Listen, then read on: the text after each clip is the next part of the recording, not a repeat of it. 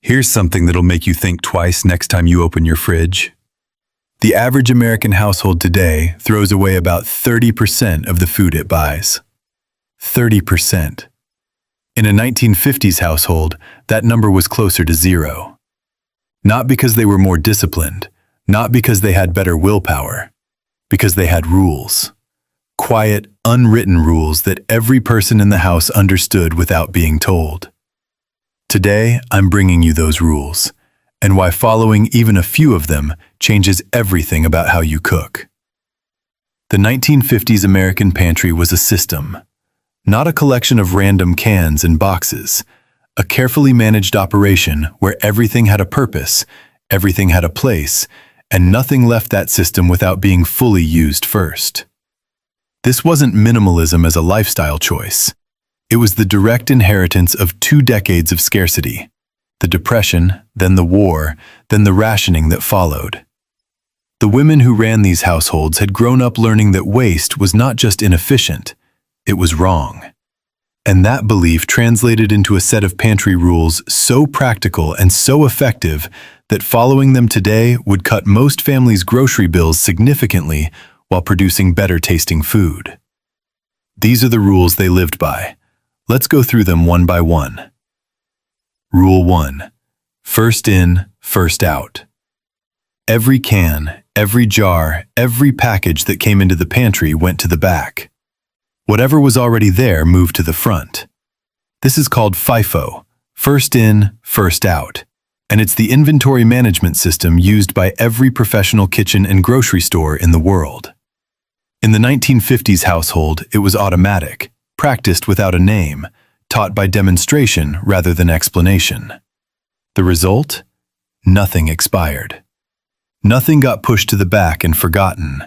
The oldest items were always the next ones used, which meant the pantry rotated continuously, and every purchase eventually made it to the table. Sounds simple. Most modern households do the opposite. New groceries go in front, old ones get buried, and 6 months later, you find a can of something from 3 years ago pushed against the back wall. Rule 2. Every can had a plan. A 1950s housewife did not buy a can of something without knowing what meal it was going to. Grocery shopping was list-based and meal-based.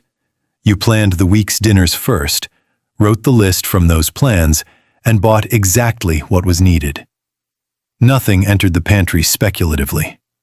Nothing was purchased because it was on sale without a specific use already identified. This single habit, buying with intention rather than impulse, is responsible for more food waste prevention than any other practice. When you know that the can of cream of mushroom soup is Tuesday's casserole, it doesn't sit on the shelf for 8 months waiting for inspiration. It goes into Tuesday's casserole. The pantry stays lean, the grocery bill stays manageable, and nothing gets thrown away because nothing was bought without purpose. Rule 3. The leftover hierarchy. Leftovers in a 1950s household followed a strict order of operations. Night 1, the original meal. Night 2, the leftovers eaten as is or with minor additions.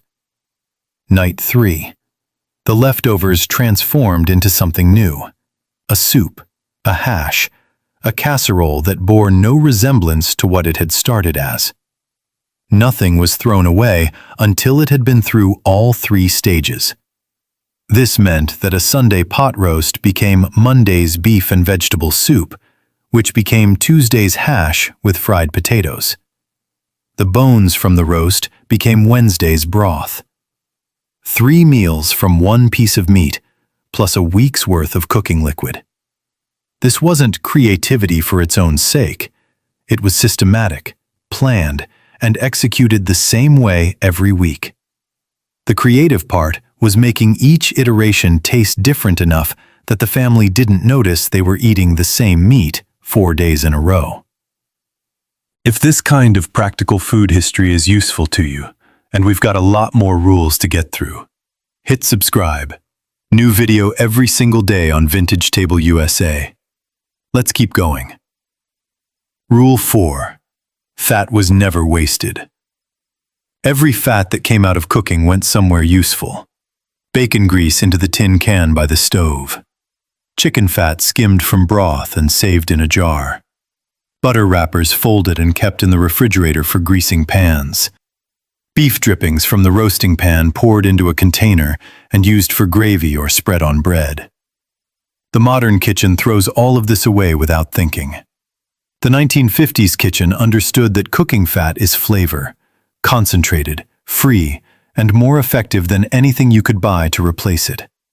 A spoonful of chicken fat in a pan of vegetables transforms them.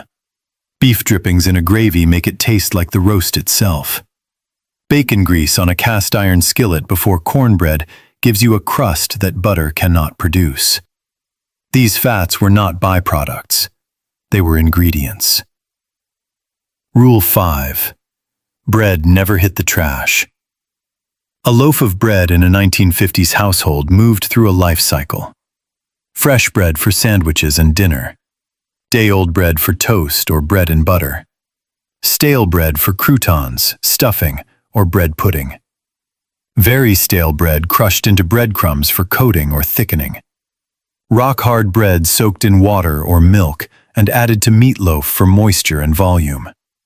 Only bread that had genuinely gone moldy was discarded, and even then, many households cut the mold away and used what remained. This wasn't recklessness. It was the practical understanding that bread is made from flour, water, and salt, and that those ingredients don't become worthless just because the loaf is no longer fresh. Every stage of staleness had a corresponding use, and every housewife knew exactly what that use was. Rule 6. The stockpot was always ready. The stockpot sat on the back of the stove or in the refrigerator waiting for additions. Into it went onion ends, carrot tops, celery leaves, the carcass of a roasted chicken, beef bones from dinner, the cooking water from vegetables. All of it accumulated through the week until there was enough to make a proper broth. This practice converted kitchen scraps, things that went directly into the modern trash can, into the base of soups, gravies, rice dishes, and sauces for the following week. It cost nothing beyond the time to simmer it. The flavor it produced was more complex and richer than anything that came out of a carton, because it was made from real bones and real vegetables rather than a laboratory approximation of them. The stockpot was the pantry's savings account, small deposits through the week, meaningful payout when you needed it. Rule 7. Produce was preserved at peak. When vegetables or fruit were at their cheapest and most abundant, which meant when they were in season, 1950s housewives bought in quantity and preserved the excess. Canning, pickling, drying, and root cellaring were all standard household skills. A bushel of tomatoes in late summer became a year's supply of canned tomatoes. Cucumbers from the garden became pickles that lasted through winter. Apples were dried or made into sauce that kept for months. This practice meant the pantry was stocked with preserved goods that had cost a fraction of what out-of-season produce would cost. It also meant that nothing in the garden or at the market was wasted. If you had more than you could eat fresh, you preserved what was left. The skill required was real and took time to develop, but the result was a pantry that could sustain a family through the lean months of winter without the grocery bill reflecting it. 7 rules down. We've got 8 more. And the final 3 are the ones that I think are most applicable to a modern kitchen right now. Stay with me. Rule 8. Everything had a use-by order. The 1950s housewife knew intuitively what modern chefs call mise en place. Everything in its place and used in proper order. The most perishable items got used first. Fresh meat the day it was purchased or the day after. Vegetables that wilted fastest, used at the beginning of the week. Hardy vegetables like cabbage, carrots, and potatoes held to later in the week when the fresh things were gone. This sequencing prevented the most common cause of food waste in any kitchen: using shelf-stable or long-lasting items first, while fresh perishables quietly expire in the back of the refrigerator. By always moving through food in order of perishability, the 1950s household ensured that virtually nothing expired before it was used. Rule 9. Sugar and flour were measured, never poured.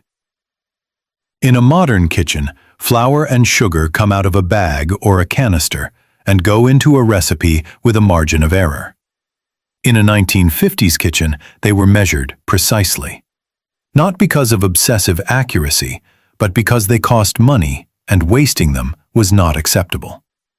A recipe that called for 2 cups of flour used exactly 2 cups.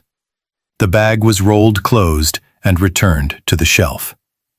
This precision extended to every ingredient. Oil was measured rather than drizzled. Salt came from the box in exact amounts. Butter was cut to the specified tablespoon.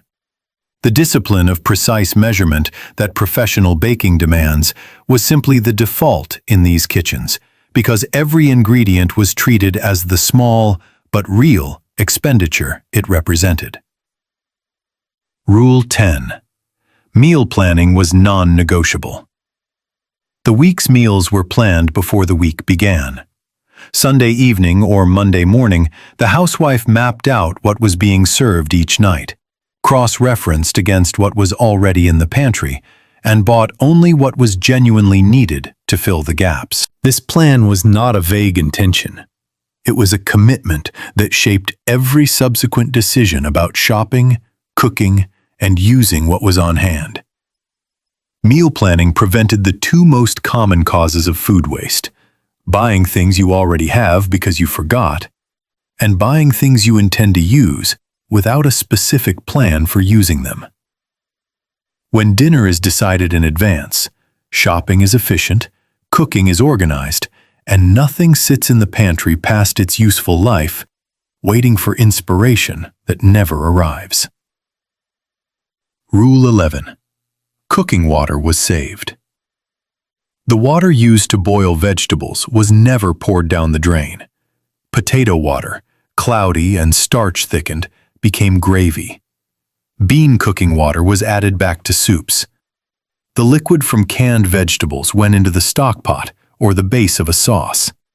Even pasta water, heavily salted and starch-rich, had its uses. This practice preserved both flavor and nutrients that boiling extracts from vegetables into their cooking water. Modern nutritional research has confirmed what 1950s cooks knew from practice. A significant portion of the water-soluble vitamins in vegetables ends up in the cooking liquid rather than in the food. Saving that liquid wasn't just frugal, it was genuinely better for the people eating the food. Rule 12. Pantry inventory happened weekly. Before the weekly shopping trip, every shelf was checked, every can accounted for, every bag and box assessed for how much remained. The shopping list was built from this inventory, not from memory or impulse. This meant the household always knew exactly what it had, which meant it never bought duplicates of things it already had and never ran out of things it needed. The modern equivalent, opening the pantry door and staring at it, hoping to remember whether you have enough of something, results in both overbuying and underusing.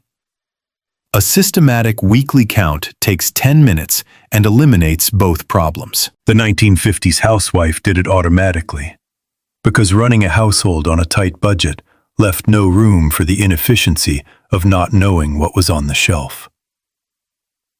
Rule 13. Nothing was stored without a label and date. Every jar that was filled, every container of leftovers that went into the icebox, every bag of something decanted from its original packaging, all of it was labeled with its contents and the date it was made or stored. This wasn't bureaucratic. It was functional. In a household where multiple items were preserved and stored simultaneously, knowing what something was and when it was made was the difference between using it at the right time and throwing it away because you couldn't identify it. The unlabeled container in the back of the modern refrigerator, something brownish in a bowl covered with plastic wrap, age unknown, represents a failure of this system. Labeled, dated, and stored in the right order, that container becomes tomorrow's lunch instead of a mystery that gets thrown away when it develops a smell. Rule 14. Seasonal eating was the default. Nobody bought tomatoes in January. Nobody bought asparagus in October. Not because they were philosophically committed to seasonal eating, but because out-of-season produce was expensive, often poor quality, and simply not part of the household budget. What was available in season was fresh, cheap, and abundant. What wasn't in season didn't appear on the menu. This constraint produced a natural rhythm of eating that modern households have largely lost. Strawberries in June, corn in August, root vegetables through the winter, asparagus and peas in the brief window of early spring. Each ingredient appeared on the table at the moment when it was best and cheapest, and disappeared again when the season ended. The result was food that tasted better and cost less, not because of any particular effort, but because the seasons themselves were doing the quality control. Rule 15. Waste was visible and accounted for. In a 1950s household, throwing food away wasn't something that happened invisibly. If something was discarded, it was noticed, and the reason for it was understood. The slice of bread that went moldy represented a failure of planning that wouldn't be repeated. The vegetable that wilted before it could be used was a lesson in buying less or using faster. Every instance of waste was a data point that informed the next week's decisions.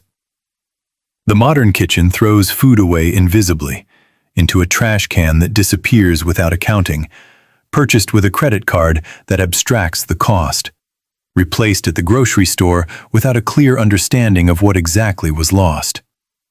The 1950s system made waste legible, and things that are visible and legible get managed. Things that are invisible don't. 15 rules, all of them practical. All of them applicable right now in a modern kitchen with a modern grocery budget. None of them require special equipment, specialized knowledge, or unusual discipline. What they require is the same thing that made them work in the 1950s. The decision to treat food as something valuable. Not just valuable in the abstract, health and nutrition sense, but valuable in the concrete, financial, everyday sense of being something that cost real money and deserves to be fully used before it's gone. The households that followed these rules weren't more virtuous than modern households. They were simply operating in a world where the consequences of wasting food were immediately and obviously felt.